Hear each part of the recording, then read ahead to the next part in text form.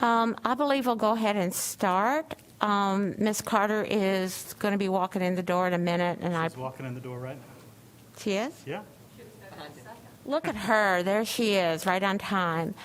Ms. Kushner is here. Ms. Mahaffey, Chair Sutton is here. Dr. Martin is here. Mr. Haggerty is here. And I am here, Roxy Cash, and Ms. Carter is here. And is there anybody else online right now? Ms. Mahaffey is helping me here. There are no board members currently online. No board but we members have online. Some fabulous staff members. Okay. Okay, so we start our meeting now. I want to start with the approval of the minutes from the last meeting, if I could have a motion on that. Motion to approve? Second? All in favor? Aye. All against? Thank you. And Ms. Scott is here. I appreciate that. So we have pretty full board right now, so thank you. And that brings us to our agenda. And the first thing that we will have on our agenda today is the overview of our employee benefits. And I guess Mr. Winters will be presenting that. Ms. Cash, Superintendent Moore, and board members. For several months, you have requested a discussion to gather more information about the type of benefits that we offer as a school system. So we'll get the PowerPoints. There you go. It's one of our fabulous staff members. You can go ahead to the first slide. So today, we're going to cover several things. The first few slides are just to let you know what's going to be discussed. We'll have more detail at the end. But we group the benefits into several different areas: the state-sponsored plans, state-based and sponsored plans. Then we have a set of benefits that are offered from Wake County Public Schools. And then we have benefits that we work with others that are a third party that share the benefits. Next slide. We focused on the health care, retirement, and then other benefits, and we'll share some other ideas when we get to those benefits. Next slide. So under the health care, it's a state-sponsored plan, and all employees considered to be full-time are covered by the state of North Carolina health insurance plan, and they also cover our employees for short and long-term disability.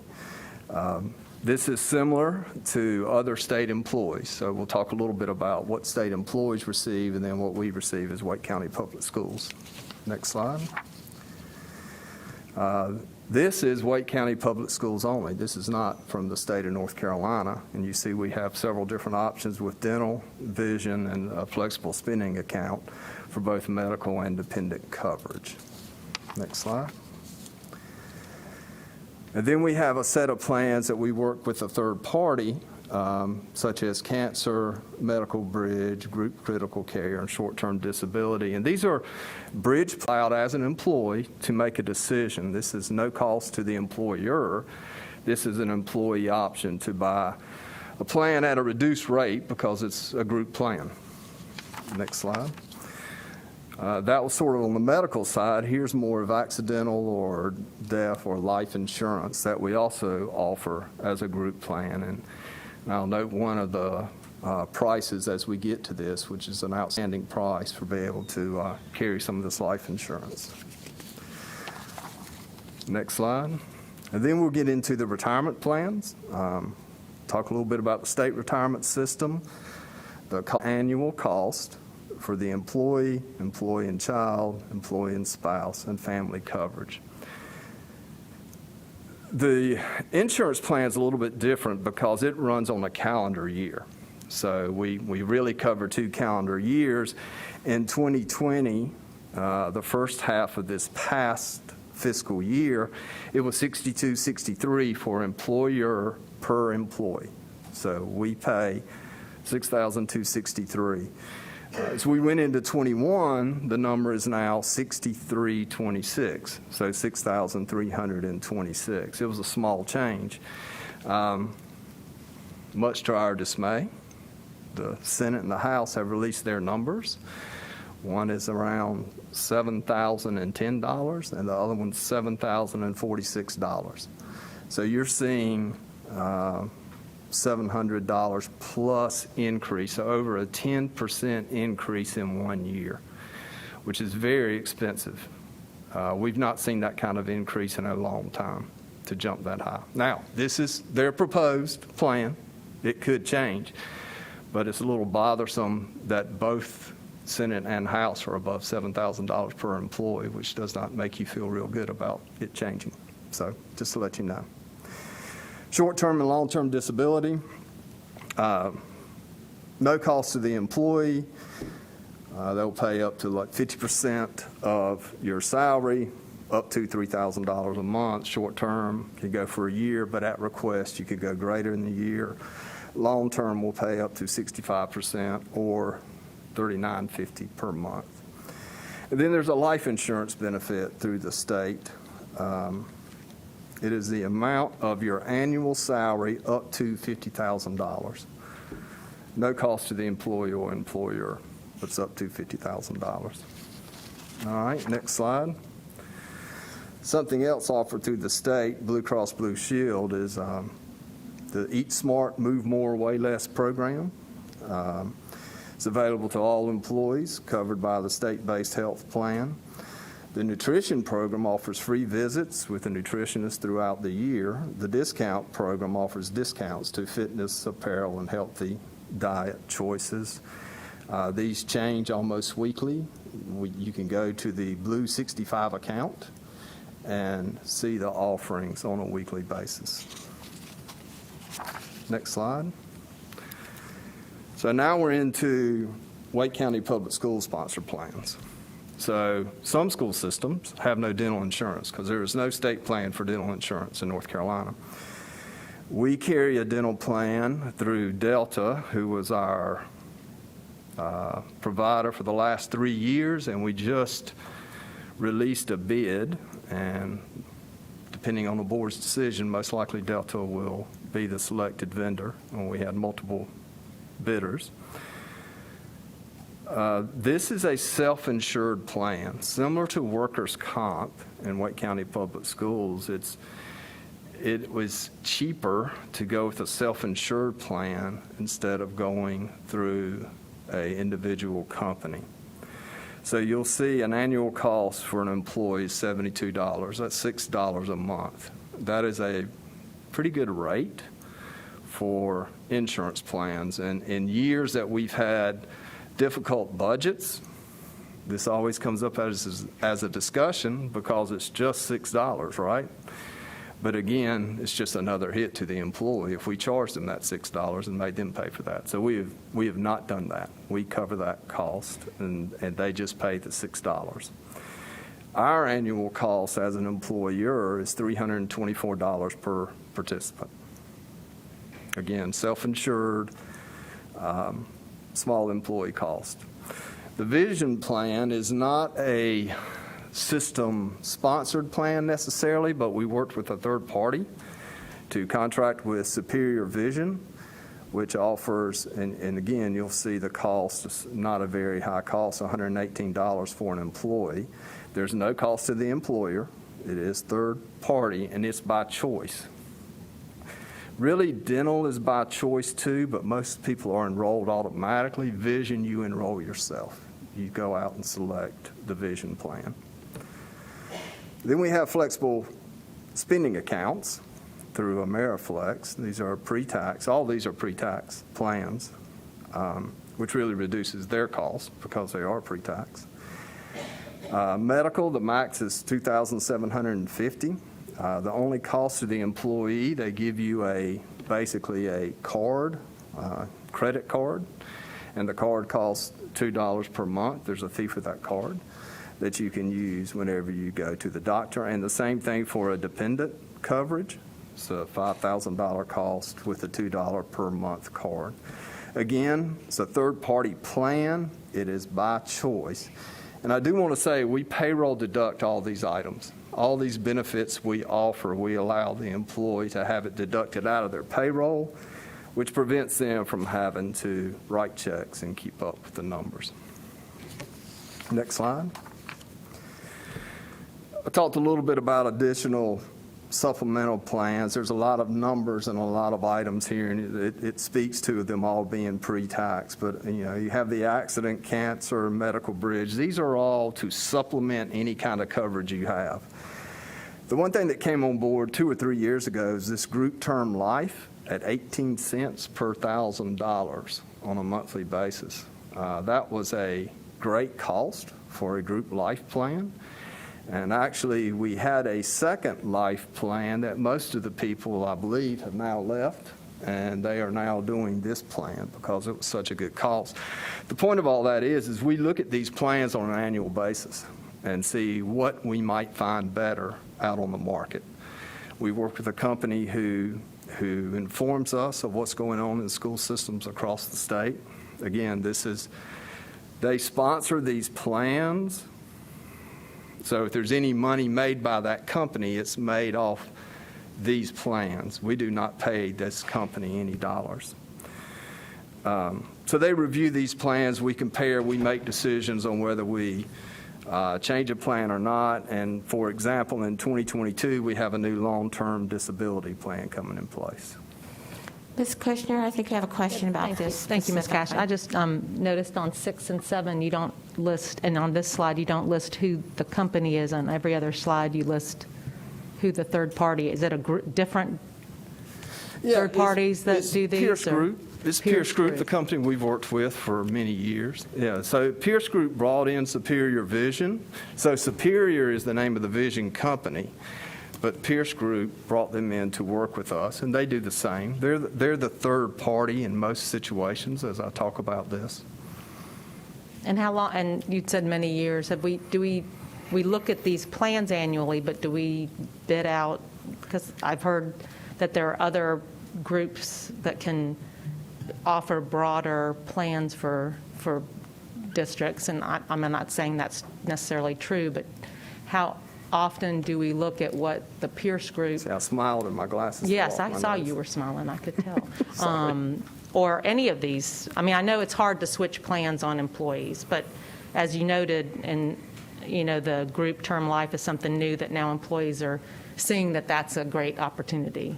Right. And I'm not going to ask if school board members can buy into some of these additional, I think we can with some, but not all. Right, that's correct. But back to the point, do we ever look at other groups that could even give us a broader supplemental plan? Because this is the one thing we can control. We can't control what the legislature does, but we can control our sponsored plans, which I'm Right. glad we look at annually. I'm going to let you answer. So I work with several different companies. I have worked with several different companies that offer these plans. We've been with Pierce Group for probably 15 or 20 years.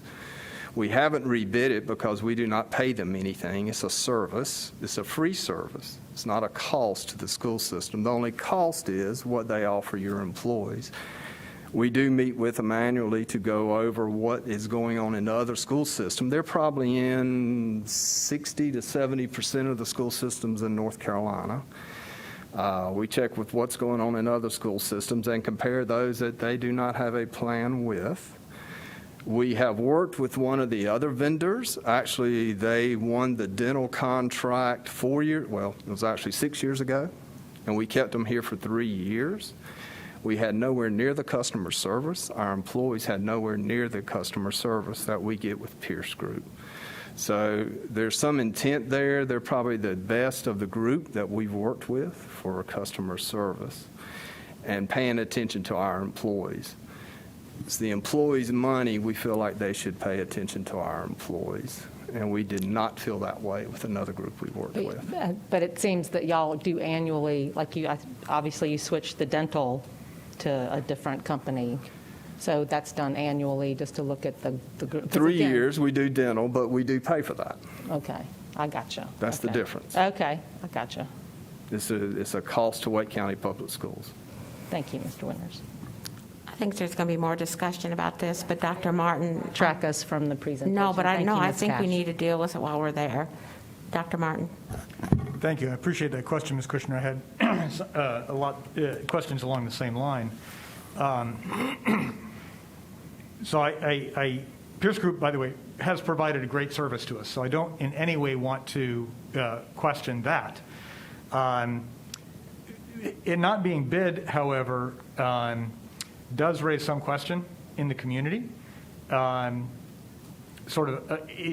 Yes, it's a free service to the system, but the system is sort of providing a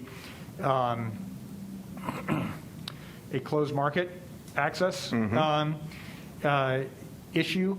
And I know there are other organizations who, are not asking for a contract, but are a little frustrated with even access to demonstrate what they could provide. So I guess my question is, how do we strike a balance? Because I think there is, it surfaces periodically, right? I mean, this is not a crisis, and this is by no means to say that Pierce is not providing us a great product. But when we provide a captive market, particularly when there's not a bid structure, that raises question.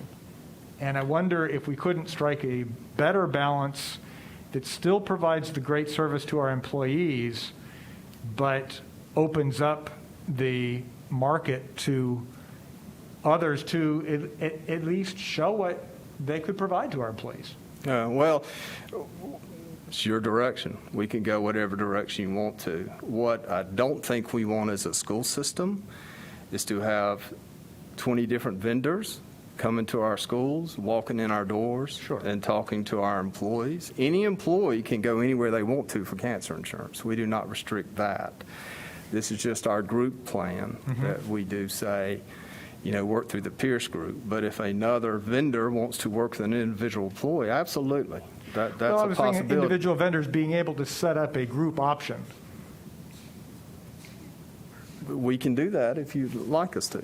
Yeah, one of the things we can do is issue a RFI, which is a request for information. It's similar to an RFP or an RFQ, to see what vendors are out there, either local, state, or national, that could provide what we currently have, but through another means, which is a comprehensive suite of benefits outside of state-sponsored benefits. We could certainly do that to see what's available. I mean, I'm not ready to make a motion on it, and I'm not claiming to be a financial expert by any stretch of the imagination, but it strikes me that something like that, just like we do with auditors, right? I mean, we've got an audit firm, we work with them, we build a relationship, but it just strikes me that possibly something like an RFI every 3 to 5 years Absolutely. might be it just keeps it's not to second guess anybody, it's just to keep the process open, which I think might be wise. But to let you know, and Danny O'Quinn, our Senior Director of Compensation Services, which includes benefits, employee benefits, just reminded me that they have an open door. If any vendor wants to come in, benefits provider, and let us know what they can offer our employees. I'm not talking about going out to all of our schools, but I'm talking to our central benefits office. We don't turn them away. So if you're hearing that from the community, if you could share specifics with us, that would be helpful. Thank you. Specifics in terms of what? Other companies, you mean? Okay. Do we want to do that? I mean, is that something that, or you want to suggest through email some other companies that might? Well, I think there's a difference if we did a request for information from these vendors versus, board members sending emails that we get from solicitors saying, hey, look at this. I don't know. I agree. I think we need to let them know what vendors to do that with, though. I think there's a lot of vendors in this field. And I do think it's better handled at the staff level than the board level. I definitely agree. I want to make sure that's clear from. Okay, and as I well. agree. I just do think that 15 years with one group might have limited us, but maybe not. And service is a big deal. Yeah. So that can be a big deal closer. And so I think you understand what we're asking. Yeah, and I think anything market-driven, the more competitive you make it, the better outcomes we're going to have. And if this is an RFI every 3 years, if that helps with competition, that's going to help our employees. Thank you. Chair Sutton. In the RFI, being that there is not a cost to the vendor, what is it that we would be measuring? What is the metric, I guess, of things other than the customer service piece, which obviously is a huge deal, and given an organization of our size and a number of employees, having the capacity to provide that level of customer service and, I guess, responsiveness is the biggest thing. I'm assuming then access to an entire suite of products would be another, but can you talk a little bit about what it is you'd be looking for Sure. in those vendors and in that RFI? Sure. Some of the things, and you've just mentioned a couple. One would be references, and if they do have SLAs, service level agreements, what those are, like how long does it take to respond to us? If we have an issue, how long does it take for one of our employees to get a response? So service, with our current provider, we have no cost. Some of these organizations, we would have a cost, so we would want to know what the financial arrangement between the provider and the customer, who in this case would be us, with the ultimate customer being the employee. What products they have to offer, kind of how broad is their suite? And for those products that our employees have to effectively pay for, what is that cost structure? If you've got two products or two providers with an identical product, and this one costs significantly more, and it's the exact same, so that would be another primary thing we would look at. And there'd be others as well. We would put a team together to look at that and also do some additional market research beyond what we're doing. Are there any minority or women-owned vendors that you know of or aware of? We would have to look. I'm sure there are. Okay. But again, it's dependent on what they can offer at no cost and less cost for the employee and the items that they can give them at a cost and the service that they can provide them. That will take a large organization to do well. So I think we understand what we're looking for. Okay. Yeah, and I do think, David, Mr. Nieder's suggestion of an RFI is a good place to go, because I would have concern that if companies were contacting board members, that the vote would be tainted. I mean, I'm not saying it is, but it would have that appearance. So yeah, I think an RFI is the best path. Okay? Well, and to Mr. Nieder's point, I think that's why many of us are uncomfortable with saying, here are names of organizations that we should look at, because I don't think that's the board member's place to do so. So I think we're all in agreement. Okay. RFI is a much better way to go. Okay, good enough. We'll do it. Next slide. Call the slides back up if we can.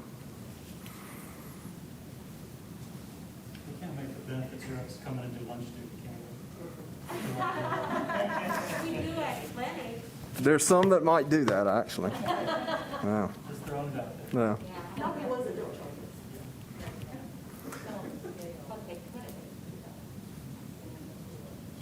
So next, we're going to talk a little bit about the retirement benefits. The state pension plan, which again is teacher and state employment retirement system. It is a required participation. As you become an employee, you're required to contribute 6% to the state retirement plan. Along with that, there's an employer rate that last year was 21.68% of every pay. So every time we paid an employee $100, $21.68 went to the retirement plan for that employee. The employer rate changes annually. The employee rate has not changed in my career. It has remained the same in my career. The one thing about the state retirement plan, as of January 1st, 2021, anybody hired after that date will no longer have health insurance when they retire. Prior to that, you do have health insurance. But the Yes. pay the cost does not change even though they won't receive? Well, the cost is going to go up for Right. us, but yes. Now, can they receive health benefits at retirement if they pay what they've been paying? So they still, 'Cause it- they're 'cause the still state- paying 6%. Yeah. If you're hired after January 1st, you're still paying 6%. You just will not have health benefits through the retirement system. Okay, so you can't even post-retirement pay towards your own insurance plan continued? Not through the state of North Carolina. Okay, No. okay. Yes, ma'am. So I know this is fairly recent, but are there private health insurance companies that we could connect folks with that would not be eligible to access the state health plan, assuming this won't get reversed? Or is it just too far in advance that we're not there? It's probably too far in advance right now to know that. I'm sure there will be a market. There's actually something in the House bill, I believe, to set up a $500 retirement for these folks, a $500 payment in retirement, the HRA plan, yeah. Okay. So I'm sure something will happen, but I have not heard of anything from any company so far. Okay. I think it is because it's so new.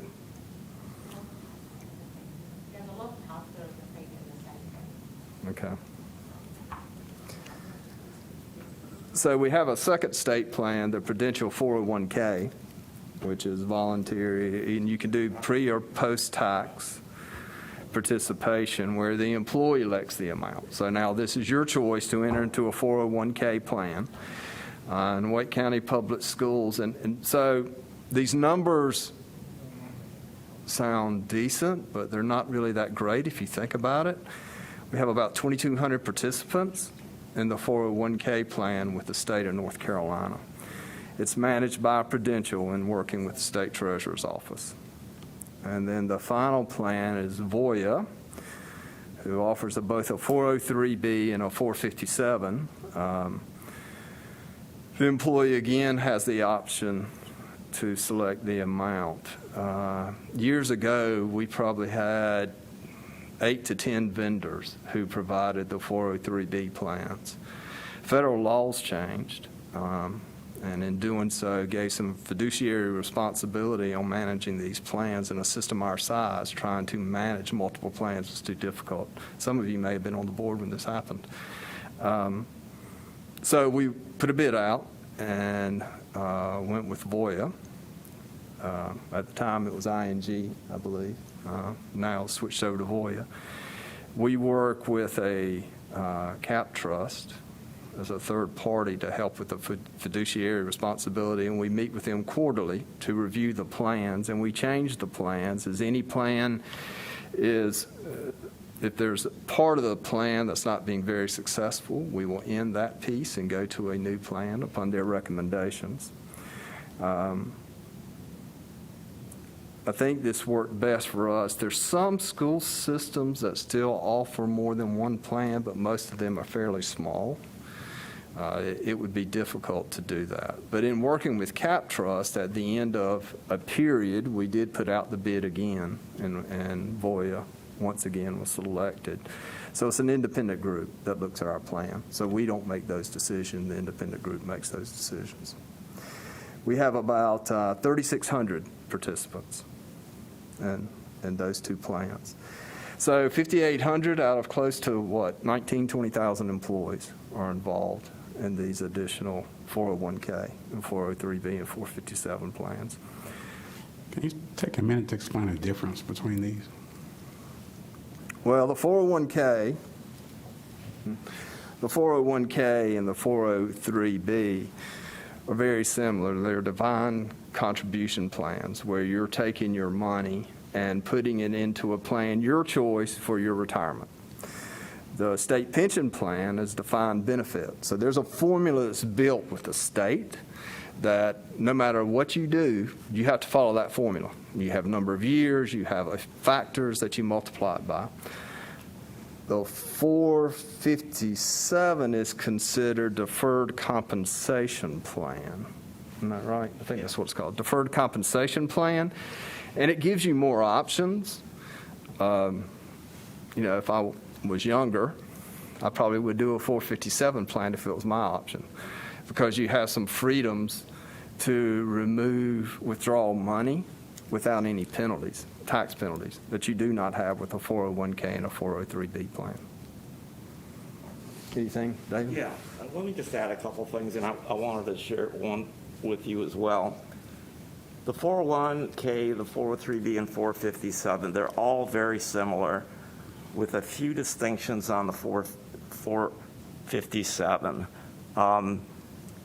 The federal government regulates these basically.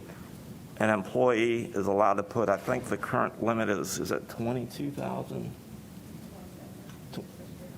How much? 27. But there's a limit as how much you can contribute to one of those 401k, 403b, 457s. You select what you want to put in, and they offer bond funds, mutual funds, effectively. Bond funds, large cap, small cap, mid caps, global funds, and you could put, if you put $500 a month, you can put so much into this.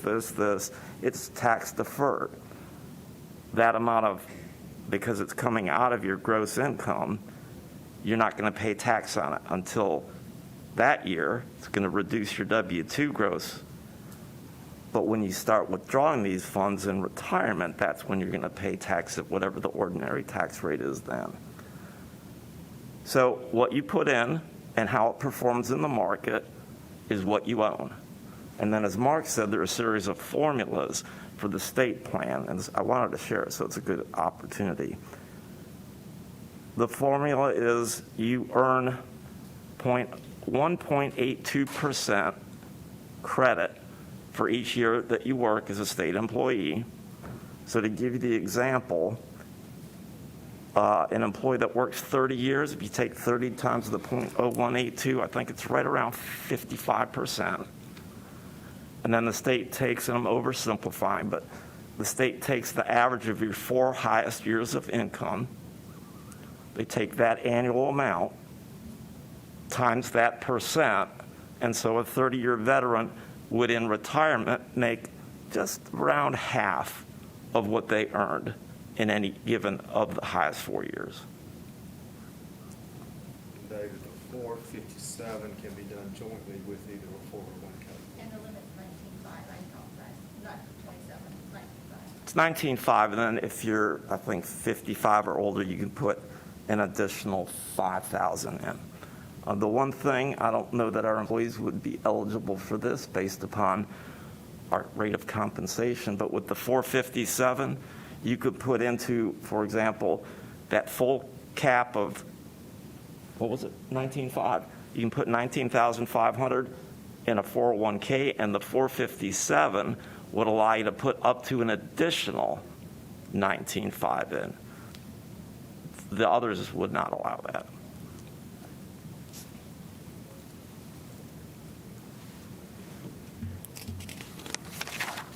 All right. Mr. Next. Kessler, this is I'm really sorry. important information, and thanks for providing it.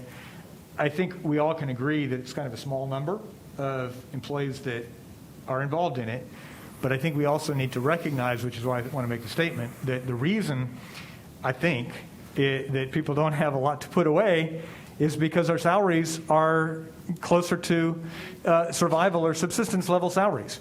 So, you know, it's easy for people in a higher income bracket to talk about things like these kind of retirement plans, but it does require expendable income to have the luxury to invest in retirement. And so I think this just, right, the small level of participation, I think, reflects that too many of our employees are being paid at too low of a level and therefore are using their income to live. And, I mean, well, it's important to set aside for retirement, and the state pension plan does that. But the additional plans are likely not going to happen because there's just a limited expendable income. I don't think any of us have, we would agree fully. And I know you do. I just thought it was important to sort of put that out on the record. Mr. Winters, in a few slides, though, is going to share with you what another organization in our community does, governmental organization, that allows them to participate in one of these plans without the employee having to use their income. So I won't steal his thunder there. There's some recommendations is that you should set aside 12% of your income. The state takes, which is okay, state retirement plan requires 6%. As much as following your line, 6%, additional 6% out of somebody's salary could be a lot, depending on what they make. So, Particularly when we just learned that the health insurance is going to go up by 7%. yeah, well, that's ours. That's Yeah, our no, cost. yeah. Yeah. Okay, next slide. It's just a couple of things that we do in Wake County Public Schools too. We have the Employee Assistance Program, and there's some information on what the Employee Assistance Program provides, parenting needs, health and wellness matters, legal financial assistance. The cost to the system is $75,000 a year. We are looking at the possibility of more things that we could do with this program. It would cost additional amounts, but there are other things that this program could potentially offer to our employees. So is that a set amount? Doesn't matter who uses it or how many people use it? It's the cost for the contract for the year. Does not matter who uses it, yes. Have we looked at how well it's been used and if employees are using it? No. So I don't know I will much say about I do know bureaus. employees are using it. How much, I cannot respond to. We can ask. Ms. Carter's. And that's one thing I think would be very helpful, because as an employee, having this information sent don't forget this is there, especially when COVID hit. I know with the mental health ability to reach in and get free services, legal free services, or low cost if there are other options, but just that communication and clear communication around it, because some people I know, coworkers, we would, oh yeah, I forgot about that, and you just forget, and then if someone else doesn't know that you're working with, then it goes unused when I think a lot of folks would use it. Yes. More folks, I should and say. 'Cause to your point, Ms. Carter, yes, very much so, especially during what we've all been through over the last year and a half. And we have put out some reminders to staff over that period about this benefit. It's a good idea, though. It's a good thought to follow up on the use, and I'm curious to see, did the utilization spike up during the last year and a half? And it's because of the pandemic that, and I'm doing this with Dr. Mutillo in HR, we are looking at what we could do to expand, not just with Deer Oaks, but with this type of benefit overall, to provide even something more comprehensive. Again, there'd be an investment associated with that. Ms. Mahaffey. This may be more of a Dr. Matillo question, but I do see that he's on. With the EAP, how many of those mental health visits are covered by the EAP, and are the folks that buy into the EAP then covered by the employee's health insurance, so that they can continue once the EAP visits have expired? Danny, do you know the actual through Blue Cross, what the counseling coverage is off the top of your head? No. Through Blue Cross. I can tell you, as a family member on the plan, actually during COVID, it was completely free.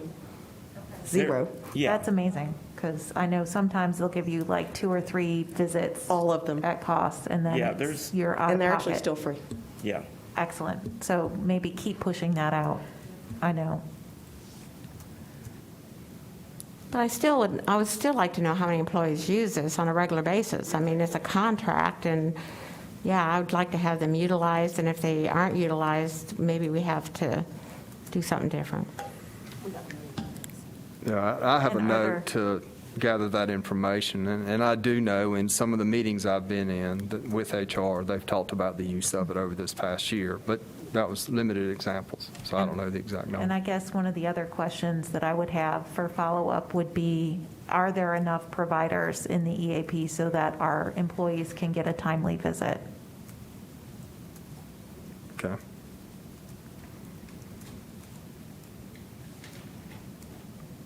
All right. Follow-up homework. It's okay. Thanks. Those are probably easy. They're numbers, so.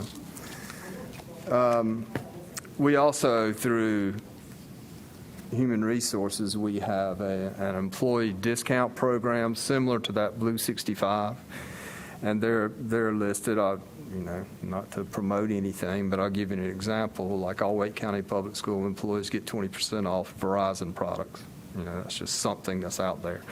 And there's many of those throughout the employee discount program, and that changes also. And this is another piece that we're looking at possibly bringing in a vendor to assist in growing our discount program also. So, I think that would be great. I know there are a lot of bigger tech organizations where they'll have like a card that they'll show at an organization and then an organized way to do things. I think if we're able to do that for our employees, so they're great discounts that are available, but more of a one-stop place. I think appreciate you all looking into that. yeah. One of our newest is pet insurance. It's That's not surprising how much discussion I've heard about it since we brought it on, how many people are interested in it. So anyway. I will say, as I live with a teacher, there's literally 5 discounts that come in our mail every. So I think the thing the board doesn't know is that living with a spouse, we are overwhelmed with the discounts. We use them most. We actually are one that took up the pet discount, but most of them still send direct mail, which is a great reminder for our employees. But you got to read your junk mail. Because that's what it looks like, right? Because it's all of these coupons and reminders. And so that's another tip for people who throw away their junk mail, that a lot of it is your WCPSS employee discounts. Yeah. And online, you can see all the vendors that are participating. You could go online and look at all those vendors.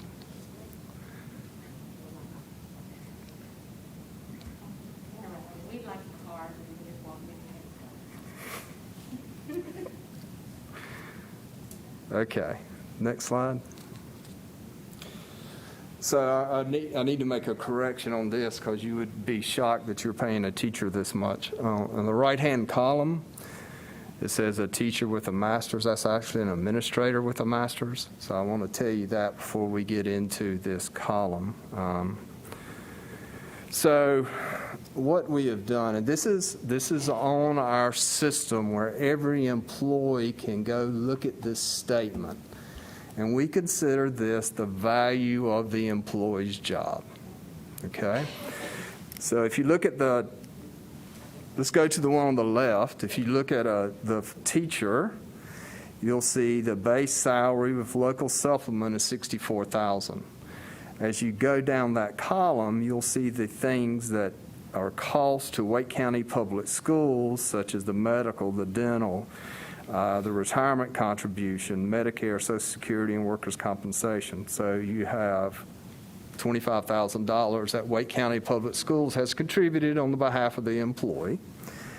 And then at the bottom portion of this statement is vacation, number of days, and value of the vacation, holiday, and sick leave. And it gives you a total there. So this, and I realize that anybody is going to pay your Medicare and Social Security. That's true.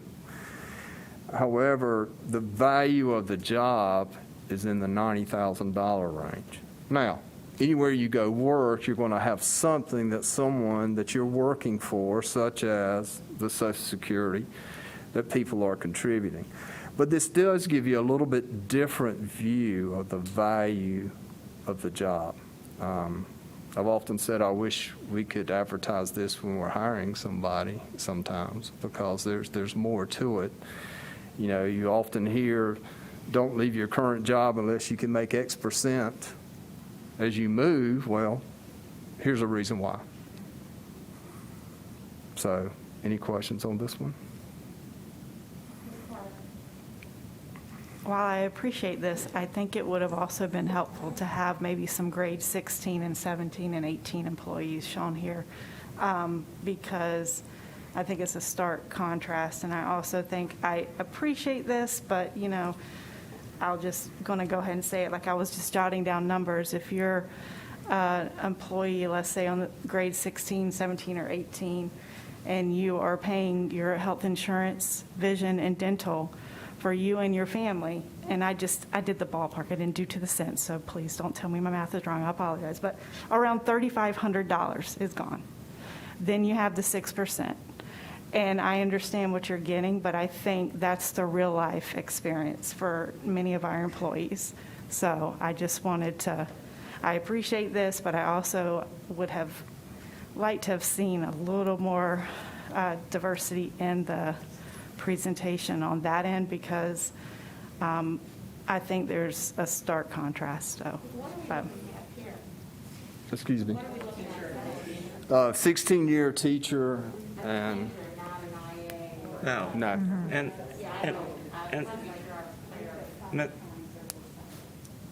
And Ms. Carter, to your point, there would be, I would agree, I would use the same descriptor that you used of stark.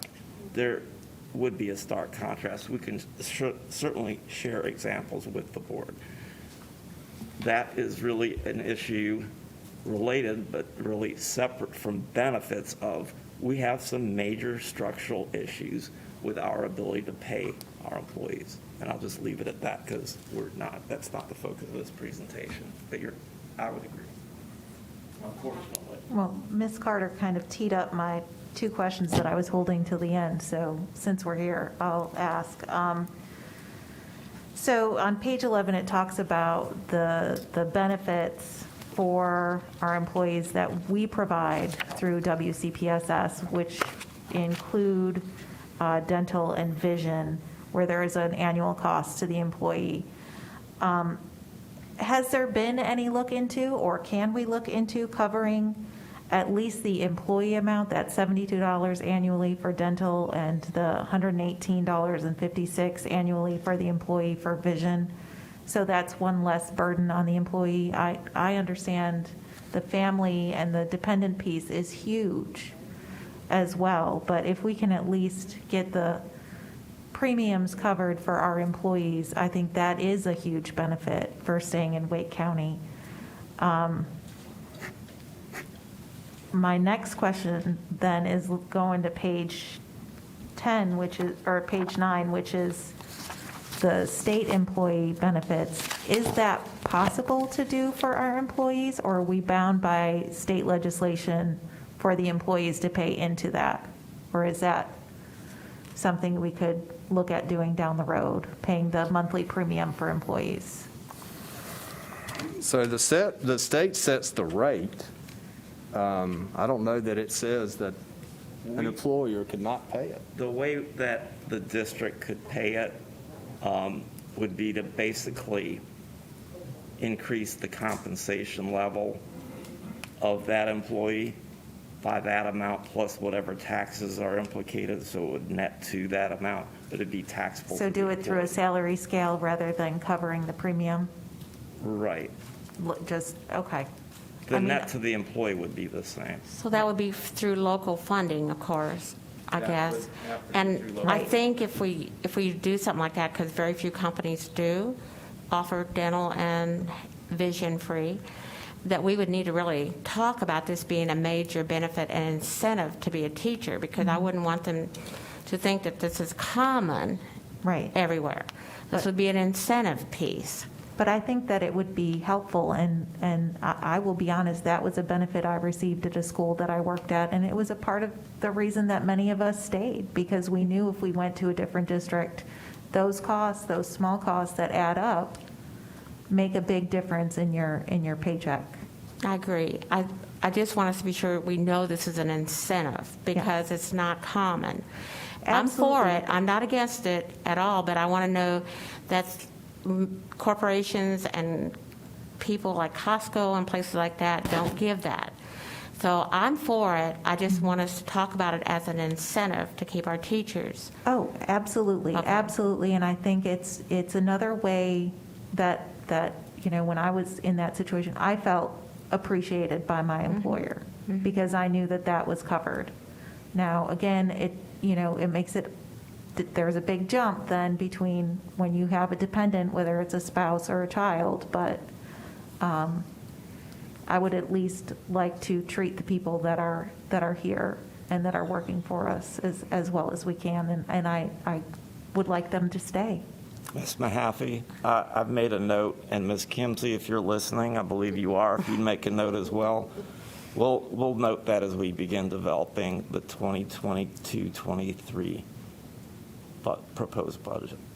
Thank you. Ms. Scott, did you have a question? I did, but it's good. Dr. Martin?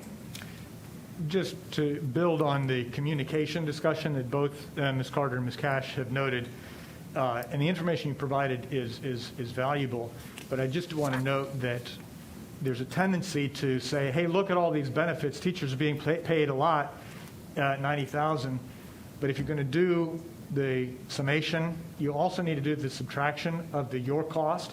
So if we're really looking at the total package here, your $11,962 should have been subtracted from that $90,000. Again, it's a little bit semantics, but semantics are, I mean, to say that a teacher's compensation is $90,000 is playing with semantics. So if we're going to play with semantics, let's be careful. And I think that's part of what Ms. Carter was talking about is the cost to you is pretty significant, and even that medical rate, if you're paying for family, right, this is just the employee. If you're paying for family on top of that, you got an even bigger chunk coming out of pocket. So just, again, clarity and communication goes a long way and helps us actually argue when it's an incentive and when it's not. If it feels like it's being a little bit snaky to say, hey, look, you got all these benefits and we ignore the cost, that doesn't communicate well. Thanks.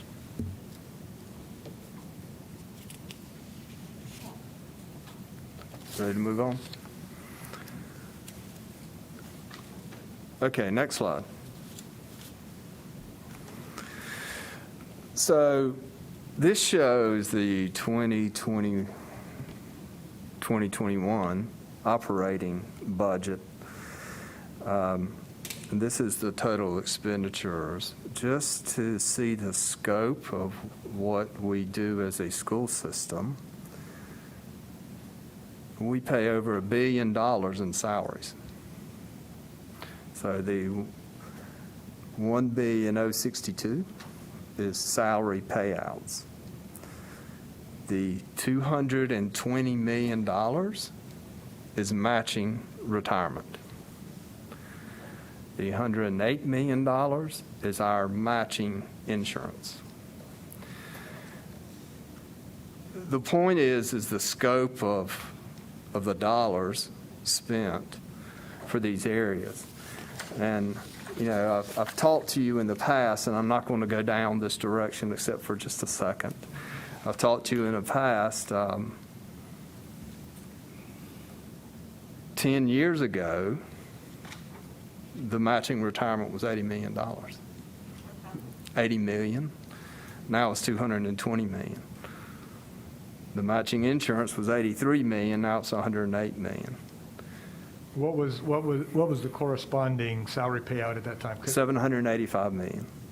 So as a percentage, we've gone up by. Yeah, I'm saying so. I played with numbers. I think I played with them the right way. It's all relative to about a $60 million increase in 1 year. I mean, relative numbers. And retirement and insurance was 20% in relationship to salary at the time, and now it's 30% in relationship to salary. It's just letting you know the funding that we receive, a good portion of it is going to salary, of course, good news, but also us having to pay the matching benefits to the state. So it's not a small number. Okay, next slide. Oh, go back a slide, please, Terry. Something else I wanted to point out, and this you'll see when we get to the next presentation, I'll speak to this a bit as well, but this is a good pie chart. That's the total operating budget, but I want to break that down a little bit and talk to you about it by funding source. I'm just going to talk about briefly the salaries, but as a district, in the current proposed budget, which is going to be reasonably close to whatever the final legislation is, because whatever they legislate compared to what's in place is going to be negligible. But in the current budget, we've got just over $1 billion from all funding sources for salaries, not benefits, just salaries. It's $1,062,222,761. Of that $1 billion, $718 million is state funded. The rest, most of it's local, a little bit federal. So about 70% of salaries, all salaries, are from the state. And now, the point I want to make is how important it is that the state legislate compensation changes on a regular basis. Because if they don't, all those state-funded individuals, if we want to do something with their compensation, that funding has to come from the county in significant increases. And that's the importance of the state legislating, because when they do not, 70% is added to whatever we would need to do because of what the state does not do to a request to the county. Just to be clear, so of that $1,062 million, the state is doing $718 million of it. What is federal? Federal is $69 million, and local is $305. So local is $305 million Correct. for our, In the okay. proposed budget. Okay. So those numbers give you the relative scope of how much we're top-heavy, and it's a good thing. It's saying the state is picking up 70% of our salaries. But it's also saying on the other side of that coin that if the state does not legislate increases, or they go several years with nothing and then a little, or they only legislate small increases, if we want to do something for the employees, the number that we have to get from the county is going to be much larger. Understood. Ms. Cash? Oh, Chair Sutton, I didn't notice that. I'm so sorry. It's fine. I just wanted to do a time check a little bit. We've spent about an hour on this topic, which is an important one, but we were only slated about 30 minutes. We've still got a review of the state budget, and that's about 30 minutes. And we're scheduled to end this work session at 3:15. I mean, this committee meeting at 3:15 so that we can start the work session at 3:30. So I don't know where you all are in this, if you want to kind of. Okay. All right. Well, it isn't really up to me. I can do it in 3 minutes. Oh, Chair Sutton does this to me a lot. So if you go to the next slide where it has future considerations, so you have shared a couple of considerations with us today that we made a note of.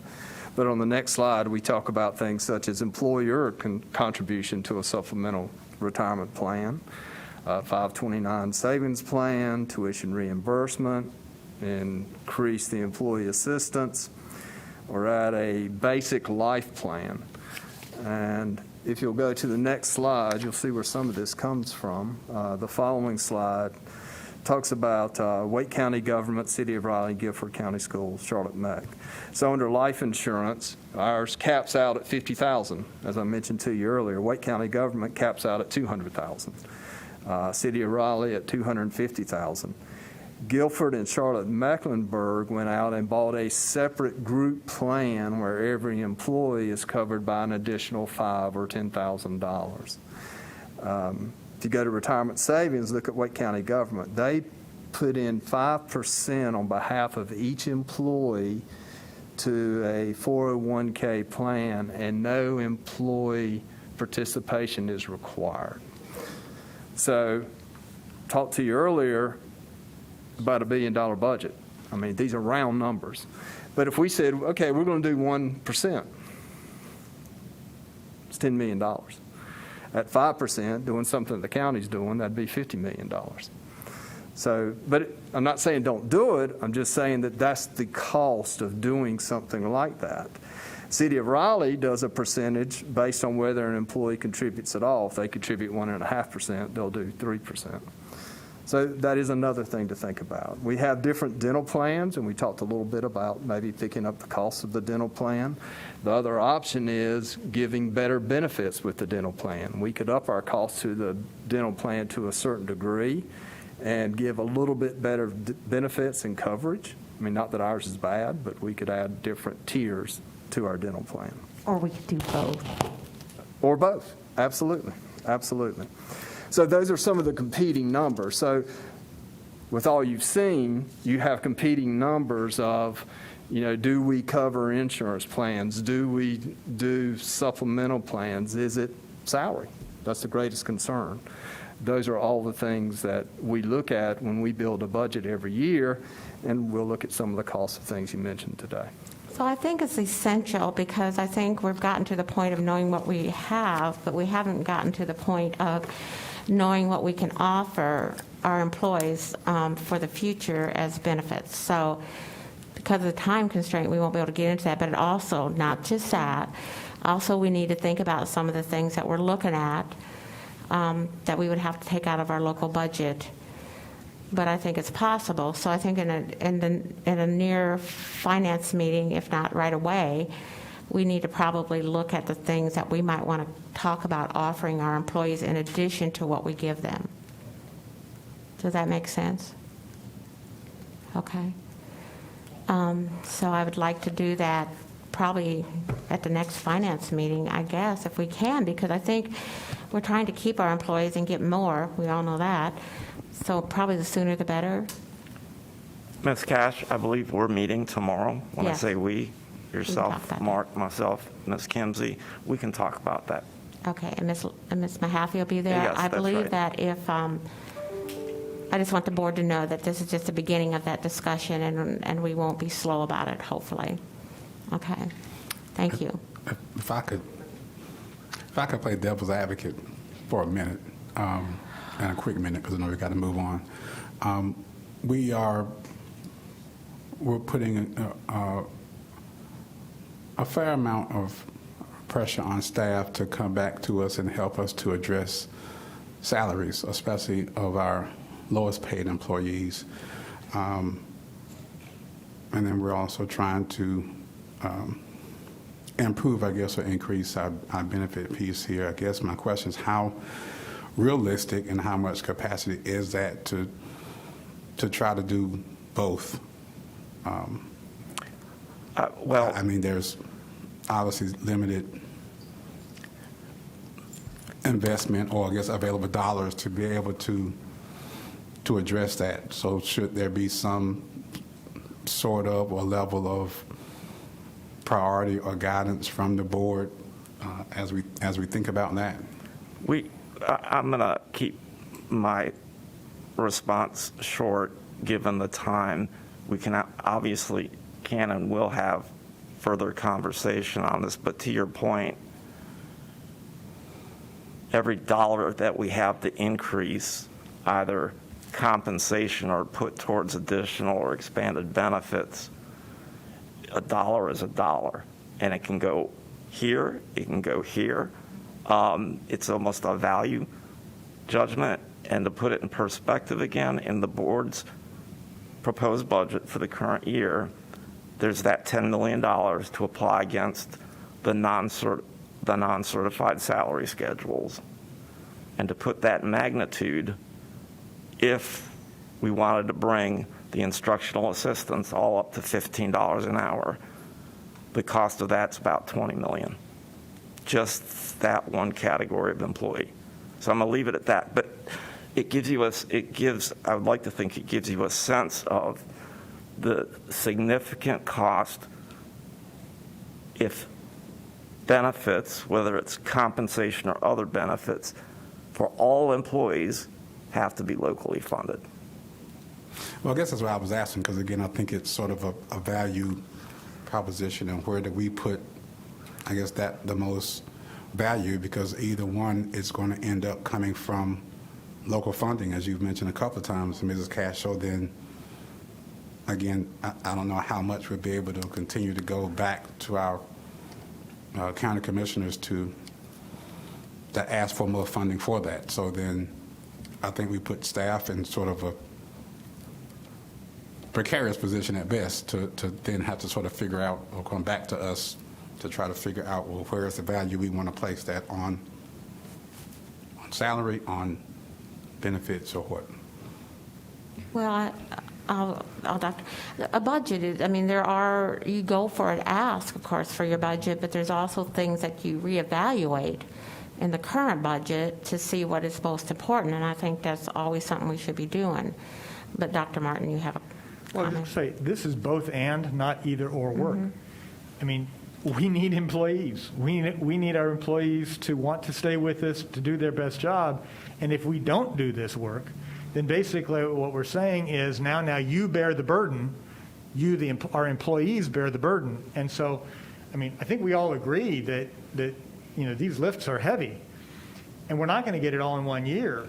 But I think that's why several years ago we started this idea of the 5-year plans, the whatnot. So I don't think any of us have rose-colored glasses that say we're going to be able to do this in 1 year's ask.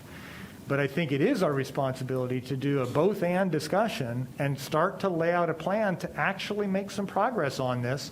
Otherwise, our staff, our employees, are the ones who are actually bearing the cost. Could I ask that the second presentation on the state's current proposed budgets be pulled up?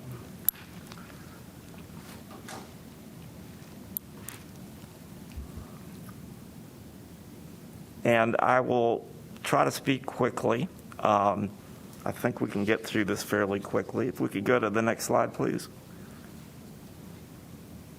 Again, today, just want to give you a really high level of the Senate and the House's proposed budget. The House finally released theirs last week.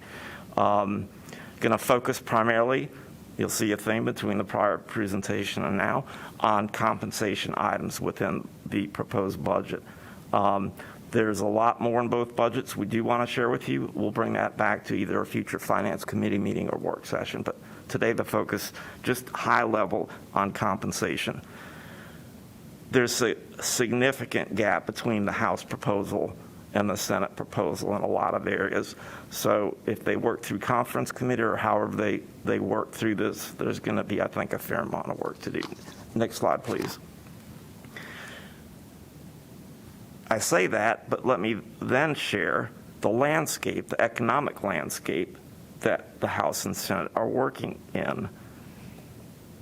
Just, I guess it was back in June, a revised forecast came in, forecasting an additional $6.5 billion in revenue for this year and next year, which represents about a 12% increase over the prior estimate. And to give you a sense, pre-pandemic, the annual state budget was in the $24 to $25 billion range. And earlier this calendar year, they projected for this year, fiscal year, about a $27 billion budget. But then this revises it to just over $30 billion. So the point out of that is there are resources available to the state as it relates to things to invest in. Next. And of course, we don't know what the latest developments within the pandemic will have, if it will take us to things that start impacting the economy or not. So that's one big unknown. Next slide, please. Okay, so for teachers, and I'm not going to go through all of this, but the Senate is proposing a step increase for all teachers, and we know that the current step structure does not, just getting a step doesn't mean you're going to be making more money. There are those areas where it's flat for a period of years, and that averages 0.25%. The range is anywhere from $130 to $2,000. And then next slide, the House proposal, step increases, well, and $500 is added to step 16 and above. And 16 and above is where those flat points were. And psychologists, audiologists, SLPs, and counselors would receive $100 a month supplement. Next slide, please. This is a chart, and I want to just go to the one on the right primarily, that shows the distinction, and it does show on the House budget, which is the yellow, how the changes they've made have, there's still the flat at the very end of the step, but you've got progression for the most part that they've really worked on getting those plateaus out. The Senate, you'll see there's still that plateau from step 16, a little bump up, and then a plateau at the end. You can see, I'm not going to read them, but that's a comparison on the left between the governor, Senate, and House of the average increases. You'd have to go to the actual schedules to see what it would mean for any given one. Next slide, please. There's a $300 bonus to be paid to all state, for all state paid teachers and instructional support employed October 1. I believe, if I'm interpreting that correctly, we would then have to identify local funding to provide that same bonus to our locally funded employees. Again, there would be no performance bonuses because the funding is being used for the $300 bonus, and that's similar to what we did a year ago. AP, IB, CTE, and AICE bonuses will continue in both proposals, and again, any bonus is not eligible for retirement. Next slide, please. Principals, the Senate budget, there's an average 1.5% increase, an $1,800 bonus, no performance bonuses. Next. And on the House side, increases each step of salary by 1% in each of the years, so it'll be 1% this year, 1% next year. Same $1,800 bonus, no performance bonus. Next slide, please. Assistant principals, on the Senate side, step increase, consistent with the teacher schedule. And you see the range of increases. And on the Senate's proposal, assistant principals are paid off the teacher salary schedule plus 19%. So that would continue, and it would just be based on the new teacher schedule in the Senate proposal. Next. In the House proposal, it would take it from the teacher schedule A, which is plus 19%, to plus 22%. So effectively a 3% increase. Next slide, please.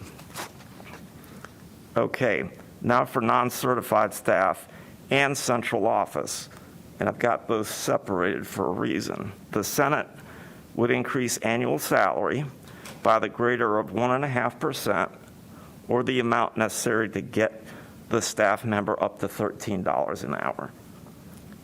Next.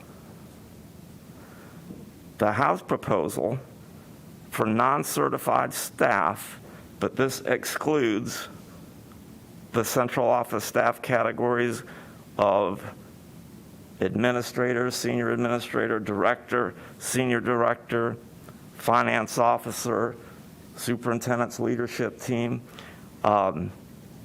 Excluding those categories, their proposal is to increase by 2.5% in each of the next 2 years, or $13 an hour for the current year, and $15 by next year. And then next.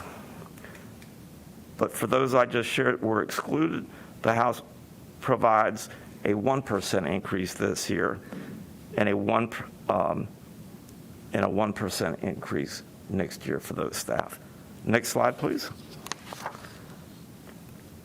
Both the Senate and the House have something called premium pay for all employees.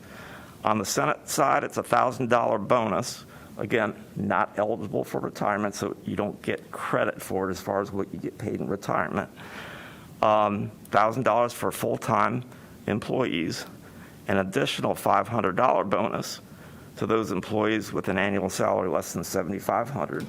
So for anyone under $75,000, the vast majority of our employees would receive under this proposal a $1,500 bonus. On the House side, next please. On the House side, you'll see $500 bonus to all those who were employed through that period of time, and that increases again to $1,500 for those earning less than $75,000, and also for principals who were continuously employed through that period of time. And that increases to $2,000 for principals earning under $40,000 per year. I don't know that we would have any principals that would qualify for that. Next slide, please. These are the employer matching benefit rates. Mr. Winter spoke a little bit about this as well, but I'll just briefly point out some very significant increases. And for these benefits, the state covers the funding for our state-funded employees. For our non-state funded employees, we have to cover the cost either through child nutrition, being an enterprise program. Child nutrition covers those costs. If it's a federally funded employee, whatever federal funds that employee is on would cover the cost. But for locally funded employees, we need additional local funding. And just to look at the Senate proposal over the 2-year period, health insurance would go up 18.5%. Retirement would go up 6.2%.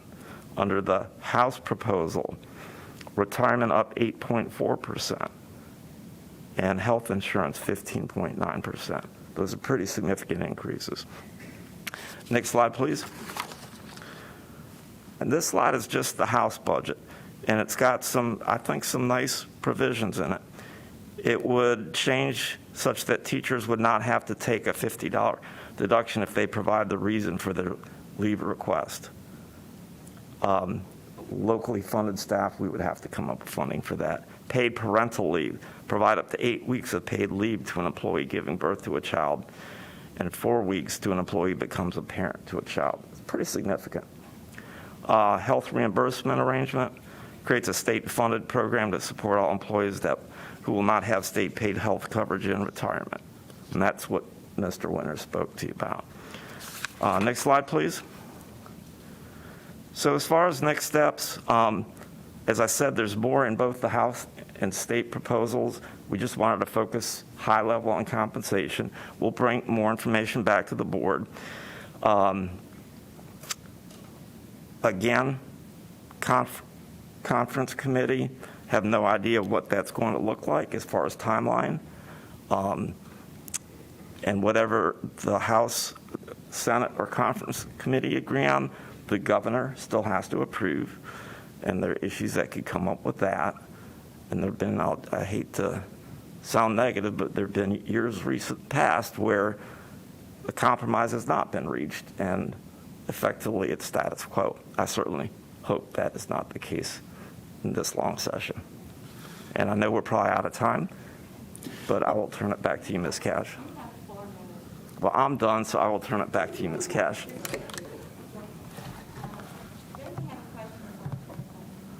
Don't be like that. I wanted to ask Mr. Nieder and also Ms. Johnson-Hoster and Mr. Hegarty, since you all spend a lot of time down there and talking to folks, what are you all, Superintendent Morris, what are you all hearing about the likelihood of us actually having a budget this year, particularly given where we're standing with veto authority and that sort of thing? How likely are we to get a budget this year? Are we closer to getting one than not this time around?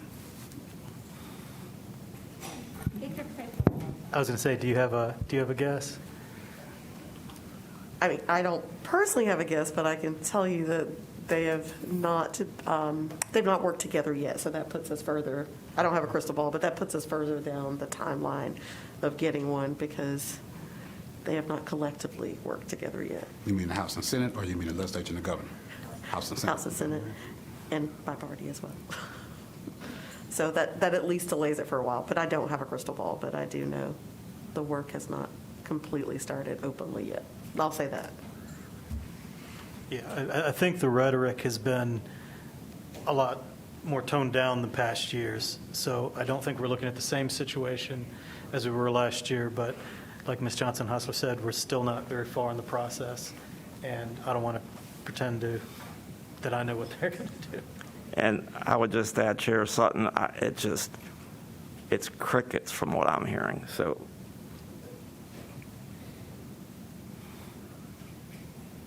Okay.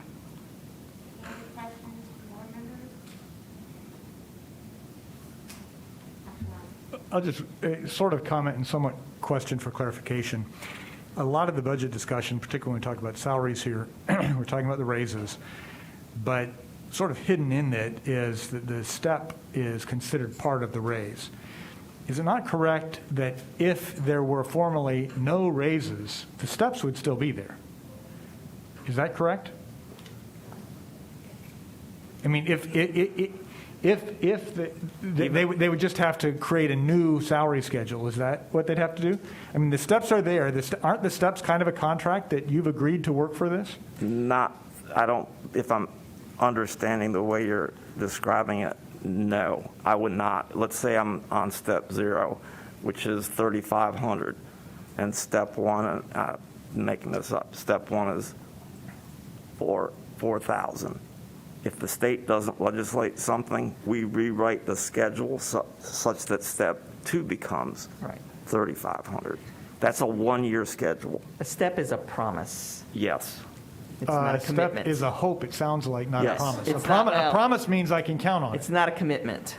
No. Okay, so I mean, I just think that needs to be clarified, because this raise business is really, I find it a little bit deceptive. I mean, I try as hard as I can to be clear in communication, and I think there's something different about a step because you've worked and you now have that much more experience from a raise, which I would understand to be an increase in that step. So I don't know, I just wanted to clarify that, but it's something that we can be clear about, really differentiating. I mean, I think a raise and a step are two different things. Maybe that's just my naive perspective, but I think we might want to try to highlight that in our communication. And I'll just step out there on one sort of observation from superintendents across the state of North Carolina and conversations with them.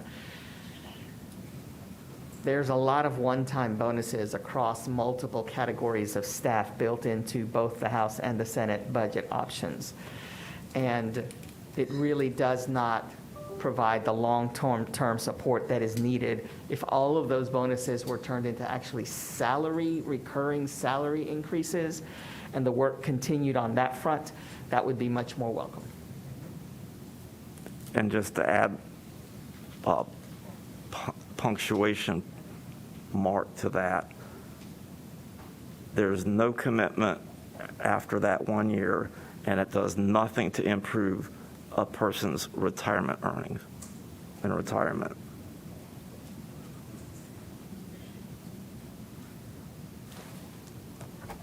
Okay, I think that concludes our meeting at 3:31 PM.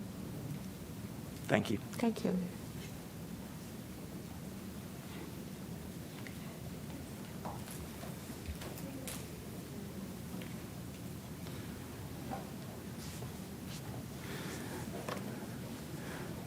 All right, well, while we're not in a recess officially, but we'll take like 5 minutes and transition from this to work session.